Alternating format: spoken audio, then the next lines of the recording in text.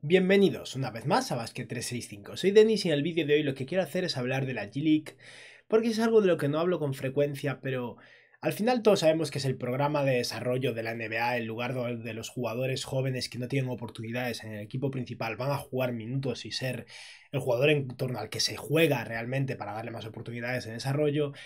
Y quiero destacar a jugadores que este año en particular, en esta temporada, están siendo muy buenos en G-League y apenas los estamos viendo en la NBA. Así que bienvenidos una vez más a Basket365, soy Denis y en este vídeo vamos a hablar de 7 jugadores demasiado buenos para la G-League. Pero bueno, antes de nada, si estáis aquí me imagino que es porque os interesa la NBA, así que os animo a que os suscribáis, dadle a like a este vídeo en particular si os ha gustado y comentadme abajo lo que opinéis. Y sobre todo decidme de estos jugadores cuál creéis que va a tener una mejor oportunidad de triunfar de verdad en la NBA. Y ahora ya sí, vamos a empezar.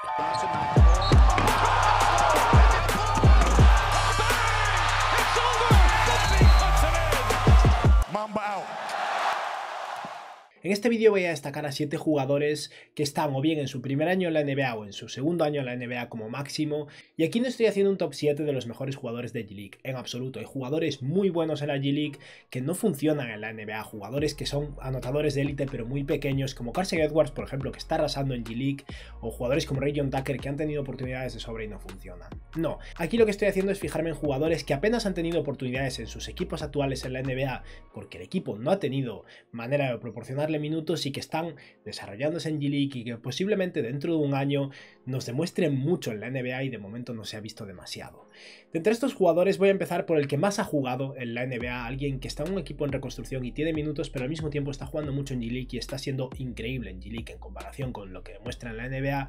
Y ese primer jugador por el que quiero empezar hablando es Saben Lee, un pick de segunda ronda del año pasado de los Detroit Pistons que parece que va a ser un buen base suplente en la NBA, esa es la idea. Pero Saben Lee está siendo uno de los mejores anotadores de la G-League, punto, ya no solo entre los jugadores jóvenes o jugadores del contexto de este vídeo. Saben Lee está siendo increíble, y es que estamos hablando de un jugador que esta temporada en la G-League en bastantes partidos está promediando 36 minutos de juego, casi 25 puntos por partido, 4 rebotes y más de 7 asistencias con 7,4 triples intentados, un 28% desde 3 y un 48% en tiros de campo. El problema con Saben Lee es claramente el tiro de 3. Estamos hablando de un base de 1,88 m pero con brazos largos y 22 años de edad, que es un buen pasador, no pierde tantos balones, está siendo un muy buen anotador,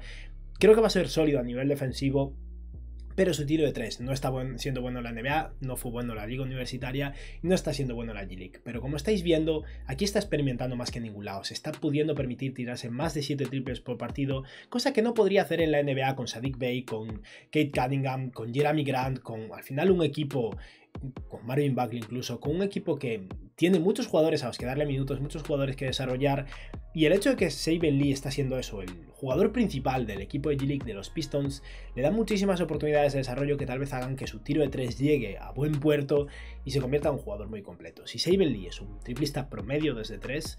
va a ser un jugador con una buena carrera, de eso estoy bastante seguro. Y seguimos ahora con el único otro jugador del que vamos a hablar que está en su segundo año en la NBA, un jugador que a mí personalmente me encanta, que fue el MVP de la G-League el año pasado, pero que está en un contexto bastante raro, porque en su equipo hay un candidato MVP en su misma posición, y es un equipo con aspiraciones serias que al final prefiere jugar veteranos y es comprensible, y en ese contexto tenemos a un chaval con unos atributos físicos increíbles, un potencial enorme, que no está pudiendo demostrar nada en la NBA, y muchos fans no sabrán quién es realmente, y es una bestia en G-League. Ese jugador es Paul Reed, es un jugador que fue seleccionado con el pick 58 del año pasado. A mí me parecía alguien digno de ser seleccionado bastante más arriba, que conste. Paul Reed es un jugador de los Philadelphia 76ers que lleva 2 años siendo un monstruo en la G-League. Estamos hablando de un jugador que mide 2,6 metros de altura con una envergadura de 2,16, solo 95 kilos de peso y 22 años de edad. El problema de Paul Reed es que es un center pequeño, muy móvil, pero que no es capaz de tirar de 3. O sea que estamos hablando al final de un jugador versátil a nivel posicional en defensa,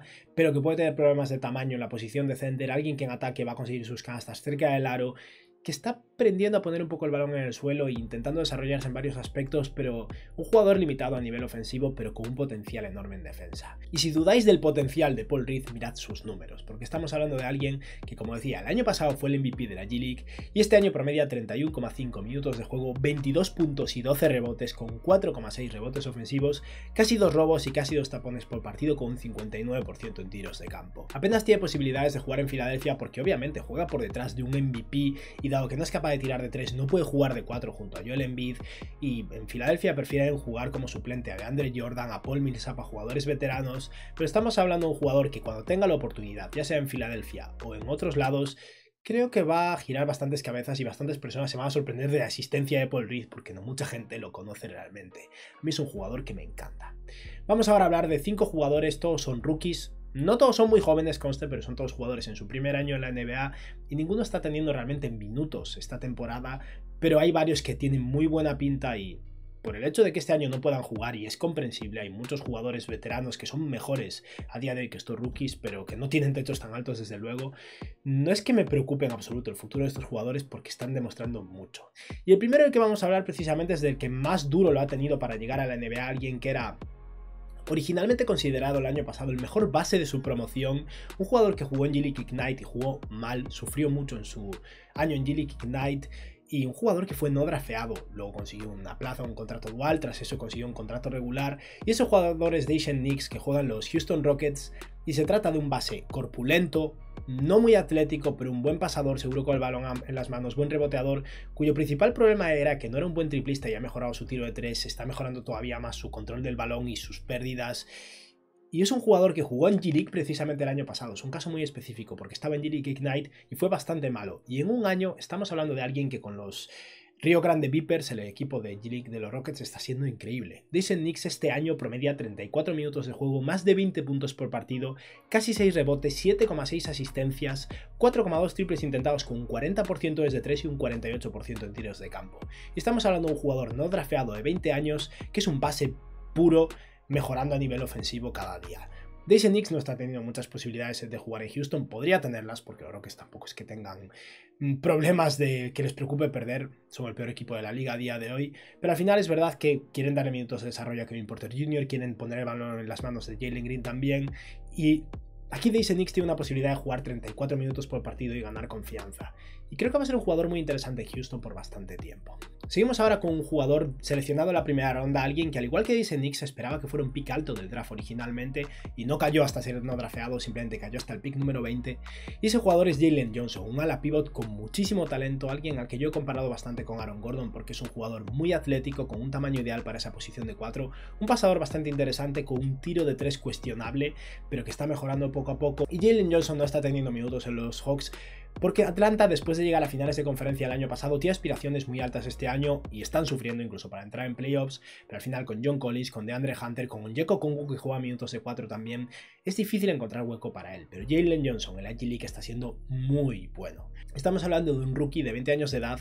que está promediando 34,6 minutos de juego por partido con 22,5 puntos, 11,3 rebotes, 4,5 asistencias, con 4,4 triples intentados y un 31% desde 3. Esto es lo que más tiene que trabajar, pero como mínimo se está pudiendo permitir tirar triples y fallar y poco a poco ir mejorando, y está anotando el 49% de sus tiros de campo. Jalen Johnson está demostrando todo lo que se esperaba de él, menos un tiro de 3 consistente que no se esperaba de él a día de hoy, y creo que es alguien que el año que viene probablemente va a estar bastante más preparado y no me sorprendería que entre en la rotación de los Hawks y sea un jugador que contribuya bastante a partir de la próxima temporada. Seguimos ahora con otro pick de primera ronda, un jugador cercano a la lotería, de hecho, que fue seleccionado con el pick 16, alguien que a mí personalmente no me convence, me parece un pick de primera ronda claramente, pero yo creía que era una apuesta interesante para un equipo con su segundo o tercer pick de primera ronda, y es lo que pasó precisamente, porque este jugador Sky Jones fue seleccionado por los Charlotte Hornets con el pick 16 después de intercambiar para conseguir esa elección, y es un ala pivot o center muy atlético, con bastante versatilidad posicional, que se espera que sea un defensor muy interesante a largo plazo, y que teóricamente va a ser un tirador de 3, ha tirado de 3 en Texas, en la universidad, pero ese tiro de 3 es muy hipotético, tiene muchas cosas que trabajar, pero en G League la verdad es que está demostrando una dominancia física increíble. Una cosa que me preocupaba a mí personalmente de Kai Jones de cara al draft era que en la universidad reboteaba muy poco para ser catalogado como un center muy atlético. Creo que conseguía como 6 rebotes por partido en la universidad. En G League me ha borrado bastantes dudas en ese aspecto, porque Kai Jones está promediando 31,6 minutos de juego por partido, 17 puntos y 11,7 rebotes, con 2 tapones, y lo que decía, su tiro de 3 es bastante hipotético, yo no estoy seguro de cuánto confío en esto, pero los está intentando, se está tirando 3,1 triples por partido y solo anota el 25% de ellos, pero está siendo muy eficiente en todo lo demás, un 60% de acierto en sus tiros de campo. O sea que estamos hablando de un chaval de 21 años, no es tan joven, pero un chaval de 21 años que un equipo muy necesitado de un center atlético que les pueda ayudar a largo plazo, está teniendo flashes muy interesantes en la G-League. Al final, esa capacidad de rebote, esa capacidad física, muy buena movilidad, alguien que probablemente sea muy bueno en el pick and roll con la Melo Ball a largo plazo y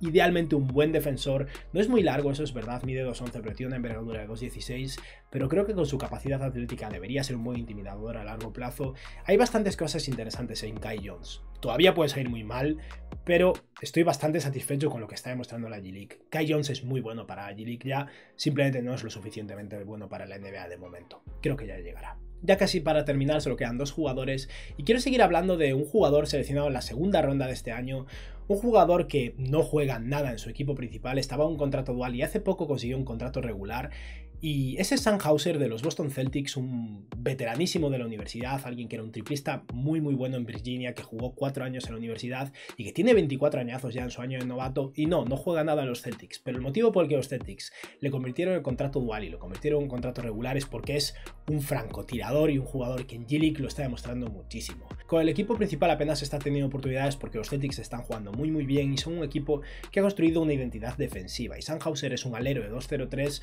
que no es bueno en defensa, no tiene una movilidad excelente en absoluto, y a mí me recuerda un poco a Ryan Anderson, un jugador grande y buen tirador, pero si su tiro de 3 es tan bueno como está demostrando en G-League, seguramente acabe labrándose un hueco en la rotación, ya sea de Boston o de cualquier otro equipo, porque estamos hablando de un jugador que la G-League este año está promediando 34,8 minutos de juego, un poco más de 20 puntos por partido, 6 rebotes, 3,3 asistencias, y lo importante, lo que le ha hecho ganarse su $1.000.000 en este primer año al convertir su contrato dual en un contrato regular. Sam Hauser está tirando más de 10 triples por partido, 10,6 triples intentados y anota más del 40% de sus triples. Y eso es una cifra de élite, de auténtico tirador de muy alto calibre. Es un jugador de 24 años, o sea que es mayor que muchos jugadores de la G-League incluso, pero el tiro de 3 es real, la altura es real y esas dos cosas es posible que consigan ayudarle a entrar en el campo, pero hace falta un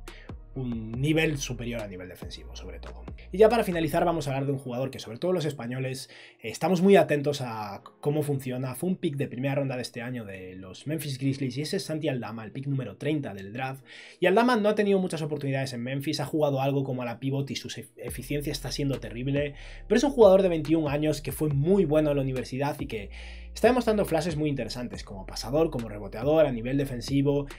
Su toma de decisiones es buena, su tiro de 3 fue mejor en la universidad, este año le está costando, pero Santi Aldama lo poco que está demostrando en Memphis no tiene nada que ver con lo que está demostrando con el Memphis Hustle, con el equipo de G-League, donde está siendo realmente bueno. Aldama este año con el equipo de G-League está promediando 28,5 minutos de juego, 19,5 puntos y 8 rebotes por partido, con 3 asistencias, 4,8 triples intentados y un 27% desde 3. Esto es lo que más duele porque si Aldama estuviera tirando mejor de 3 tal vez ya estaría teniendo más oportunidades con el equipo principal, pero por otra parte sí que está anotando un 48% de sus tiros de campo. Estamos hablando de un center de 2'11 con 2'16 de envergadura, que es todo lo contrario a Kai Jones precisamente, tiene un juego mucho más pulido, mucho más técnico, menos atlético y explosivo, pero creo que Aldama es un jugador que con su capacidad de pase y de ser inteligente con el balón en las manos, si su tiro de 3 empieza a entrar, debería ser capaz de entrar en la rotación de Boston la próxima temporada y desde luego los minutos de desarrollo que está teniendo en Memphis, en el equipo de G-League, los está aprovechando mucho. Y con esto hemos finalizado este vídeo hablando de 7 jugadores que están siendo demasiado buenos para jugar en la G-League ya en su primer año,